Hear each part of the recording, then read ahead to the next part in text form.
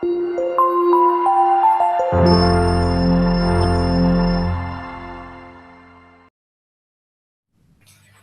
Assalamualaikum warahmatullahi wabarakatuh. Mohon izin memperkenalkan diri, kami dari kelompok 3 akan menjelaskan mengenai materi tentang aplikasi integral.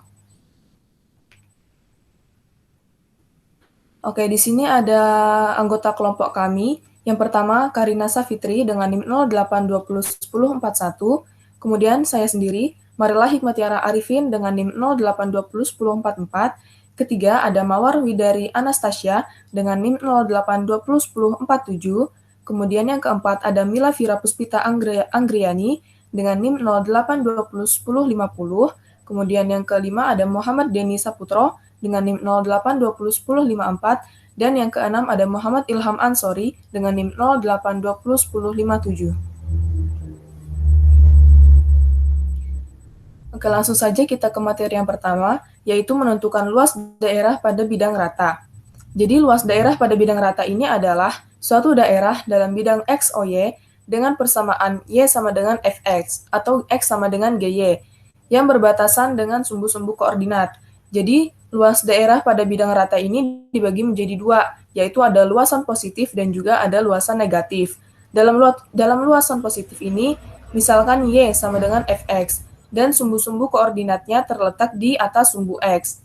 Seperti yang terlihat pada gambar, jadi pola yang terbentuk ini terdapat pada di atas sumbu X. Kemudian ada misalkan X sama dengan GY, dan sumbu-sumbu koordinat yang terletak di sebelah kanan sumbu Y.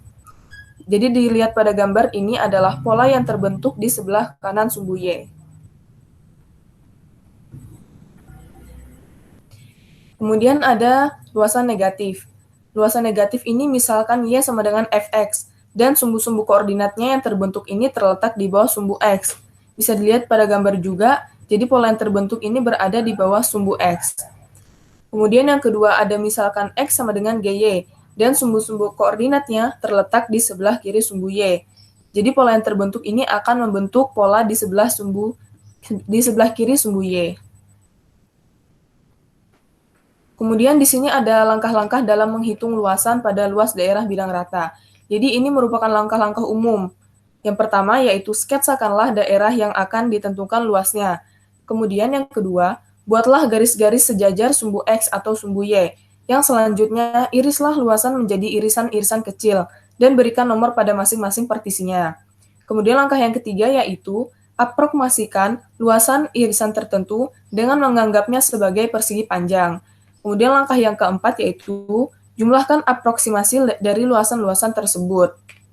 Kemudian yang kelima, ambillah limit dengan menunjukkan lebar irisan mendekati 0, sehingga diperoleh suatu integral tertentu yang merupakan luasan dari daerah bidang rata tersebut.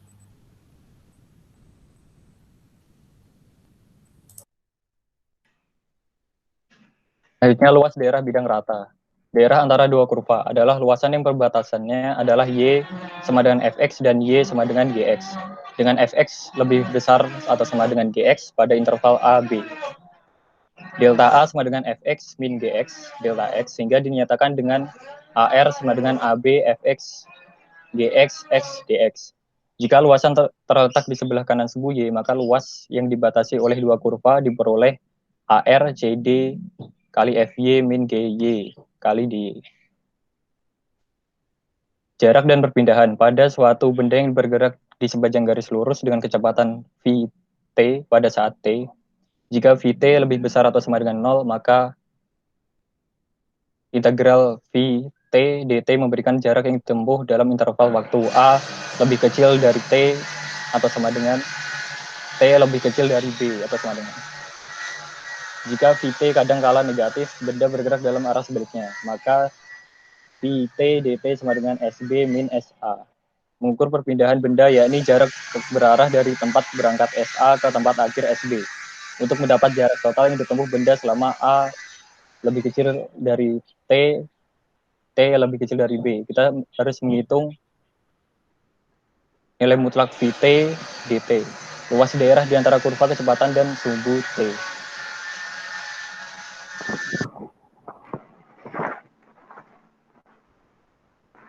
Untuk materi selanjutnya, adalah volume benda pejal, di mana dalam tiap kasus benda dibentuk dengan cara menggerakkan suatu daerah rata atau alas sejauh H atau tinggi dengan arah tegak lurus pada daerah tersebut, seperti gambaran ditampilkan di bawah. Lalu untuk penjelasan volume sendiri merupakan perhitungan seberapa banyak ruang yang bisa ditempati dalam suatu objek. Objek itu bisa berupa benda yang beraturan maupun yang tidak beraturan. Benda pejal adalah benda padat yang tidak berongga, sehingga jika benda tersebut dipotong, maka akan berbentuk bidang baru pada sisi yang dipotong. Dan dalam tiap kasus, volume benda pejal didefinisikan sebagai luas alas A dikalikan tinggi H, atau V sama dengan A kali H.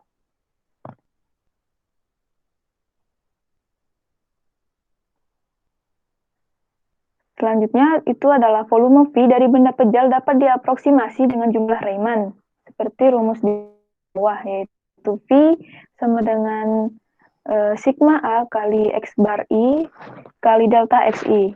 Lalu ketika norma partisi mendekati 0, kita memperoleh suatu integral tertentu. Integral ini didefinisikan sebagai volume benda pejal, seperti rumus di bawah, yaitu V sama dengan integral A hingga B A kali X dx.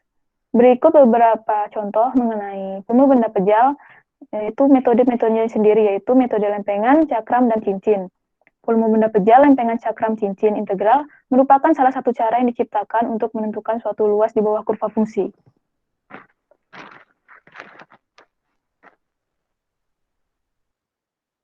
Baik, untuk selanjutnya yaitu lempengan. Nah, pada metode lempengan, kita partisikan interval dengan menyisipkan sebuah titik.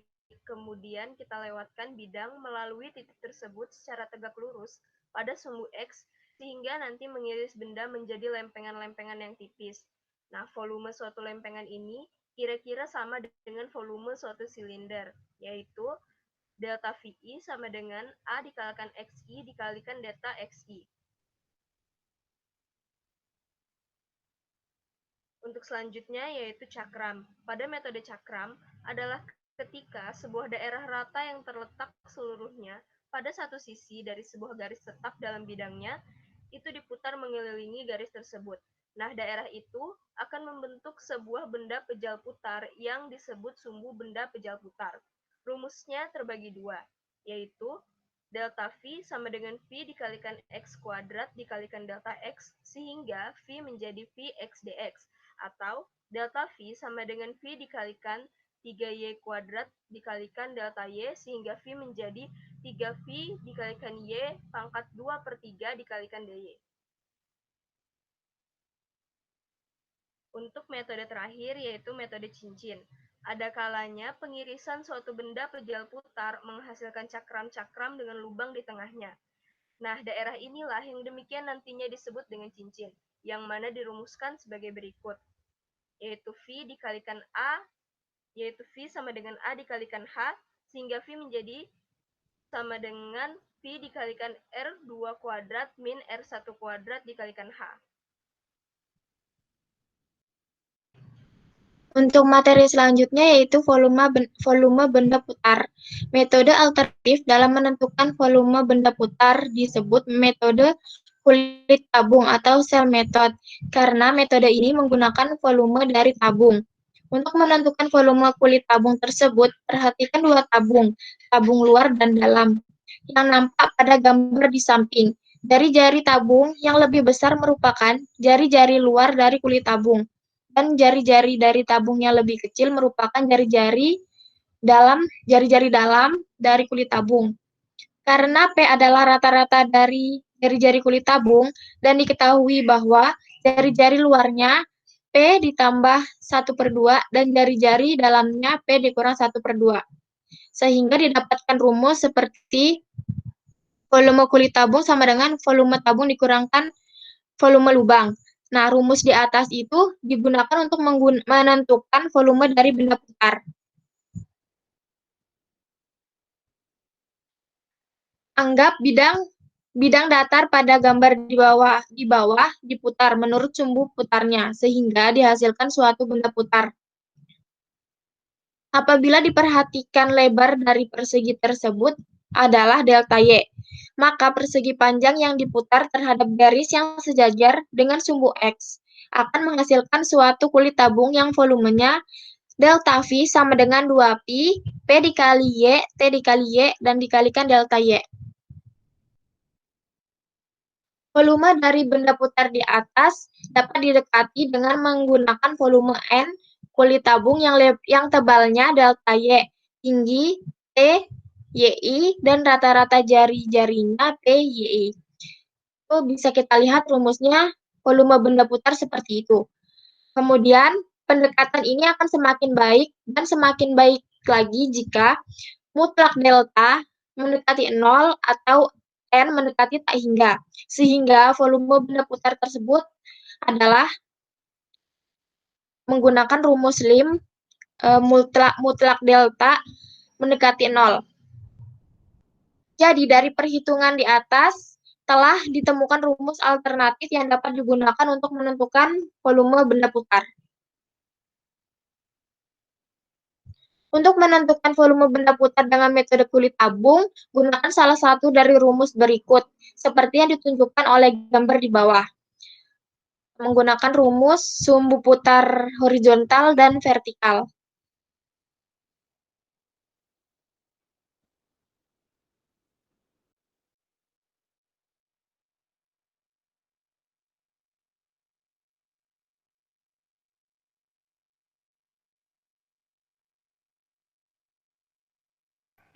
Ya, untuk materi selanjutnya itu panjang kurva bidang. Kita mulai dengan pertanyaan awal, apa itu kurva bidang? Sampai saat ini kita telah menggunakan istilah tidak resmi untuk kurva. Seringkali diartikan sebagai grafik suatu fungsi. Sekarang saatnya untuk lebih presisi, bahkan kurva yang merupakan bukan grafik fungsi. Sebuah kurva bidang ditentukan oleh sepasang persamaan parametrik X sama dengan Vt, Y sama dengan Gt. Dengan fungsi T dan Gt diandaikan kontinu. T dapat dianggap sebagai waktu yang bertambah dari A ke B. Titik X menyusuri suatu kurva di bidang. Kita mulai dengan beberapa contoh sebagai berikut. Grafik Y sama dengan sin X, 0 lebih kecil sama dengan X lebih kecil adalah sebuah kurva bidang. Seperti pada gambar 2. Begitu pula dengan grafik X sama dengan Y kuadrat min 2 lebih kecil sama dengan Y lebih kecil pada gambar ketiga. Dalam kedua kasus di atas, kurva merupakan grafik suatu fungsi.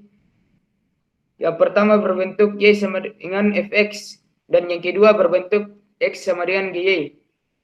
Namun, kurva spiral tidak cocok dengan pola ini. Demikian pula lingkaran X kuadrat tambah Y kuadrat sama dengan A kuadrat, walaupun dalam kasus ini kita dapat memikirkannya sebagai grafik gabungan dari dua fungsi.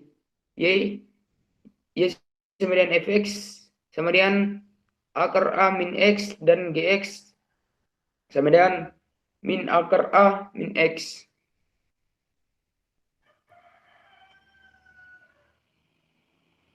Kemudian panjang busur. Panjang busur dapat didefinisikan sebagai berikut.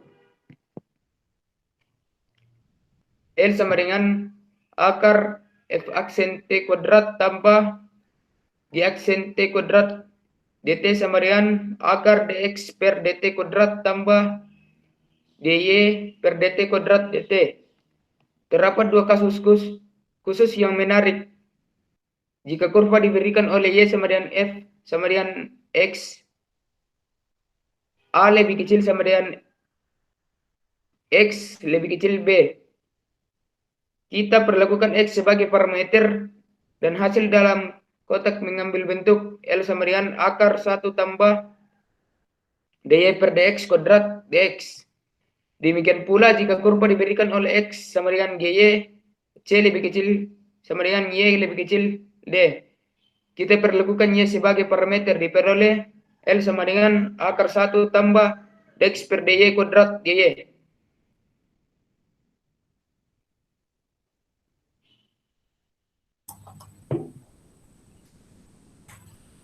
Oke, baik. Terima kasih. Itu tadi materi yang telah kami sampaikan, yaitu materi tentang aplikasi integral. Semoga ilmu yang telah kami sampaikan dapat bermanfaat untuk kita semua. Kurang lebihnya mohon maaf. Wassalamualaikum warahmatullahi wabarakatuh.